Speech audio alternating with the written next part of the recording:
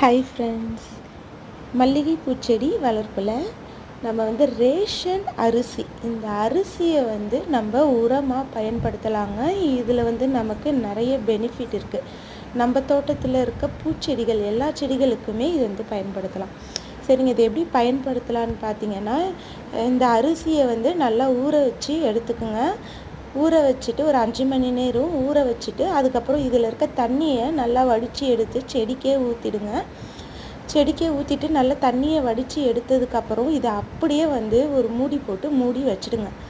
இது ஒரு மறுநாள் வரையும் அப்படியே இருக்கட்டும். இந்த அரிசி நல்லா நொதிச்சு இதில் நுண்ணுயிரிகள் பெருக்கமடையும்.